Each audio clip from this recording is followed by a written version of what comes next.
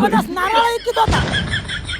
राम राम मंडळी, राम राम. दणक्यात स्वागत आहे तुमचं व्हिएतनामच्या ब्लॉग मध्ये. संडेला खाली अंडे निघाला तुमचा भाऊ फिरायला, मग गेला ना जेवायला व्हेजिटेरियन दुकानात. अरे माठातून पाणी खाली चाललंय, मोटर बंद करा ना. इकडे फार व्हेजिटेरियनचा दणका होता भाऊ. लागन तेवढ्या भाज्या बनवून ठेवल्या होत्या, पण तुमच्या भावाने विचार केला आज नूडल्स खाऊ नये का, नूडल्स. मग तुम्हाला माहिती आहे तुमच्या भावानं दिला दणका, उडावला भानका. अख्खे नूडल्स खतम करून टाकले भाऊ. डायरेक्ट अनलिमिटेड बफे राहतोय वैड, किती खा. जय महिष मते. तुमचा भाऊ कॅफेला, तुमचा भाऊ व्हीआयडी कॅफेला.